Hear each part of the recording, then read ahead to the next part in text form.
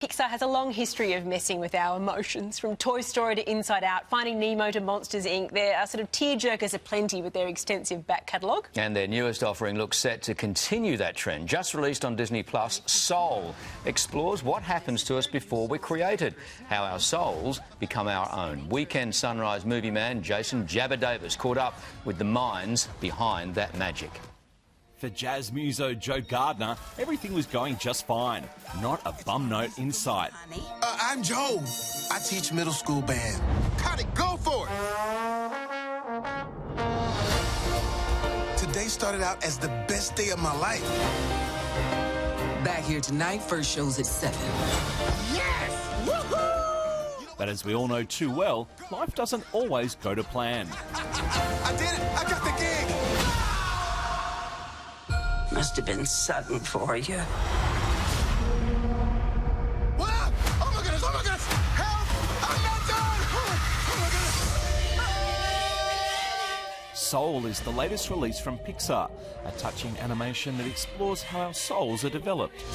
Is this heaven? No, it's the great before. This is where new souls get their personalities, quirks, and interests before they go to Earth. In typical Pixar style, Soul tugs at the heartstrings. No big surprise then that the film is directed by Pete Docter, the man responsible for Oscar-winning films Up and Inside Out.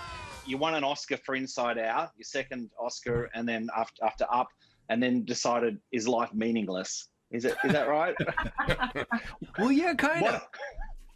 Kind of, yeah, because you're conditioned in your life to think these great things. You know, if you get an Oscar, boy, your life must just like miraculously like, boo, everything is perfect. Well, it doesn't really work that way. You still go home and you're the same person that you were before. And so that's kind of what started this whole project, was to go like, what if that didn't change everything? What is life all about? What's going on here anyway? You know, we have this a limited amount of time on Earth. Let's try to figure this out. Have you figured it out? Yeah, just go watch the movie. All the answers are there. Much like Pete's previous Pixar offerings, Soul poses the big questions. What is soul? Soul is trying to get into my head and go like, what is life all about? What are we here for? And is there a certain, like, well, Joe believes that he was put on Earth to play. You know, that he loves jazz. That's what makes him happy. That's what's going to bring him fulfillment. Music is all I think about.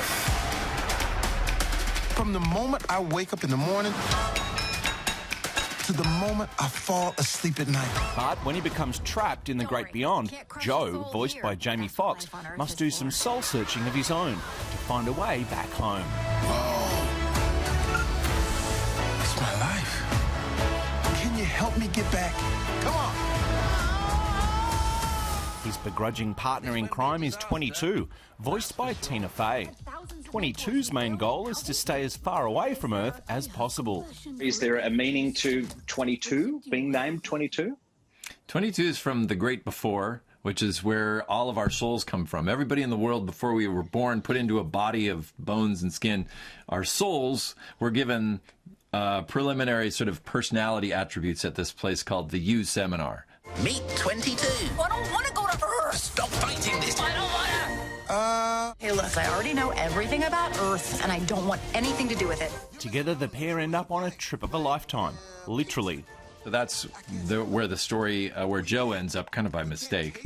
And then his job, as you just mentioned, is to basically convince this soul who does not want to go down to Earth, wants nothing to do, he looks like just a bunch of mess and disappointment, wants nothing to do with that. He has to convince her what's so great about life. As far as Pixar films go, they don't come much more heartfelt than Soul. A timely reminder in 2020 that no matter how tough things get, life is always worth living. Wow. It's my life. Is all this living really worth dying for?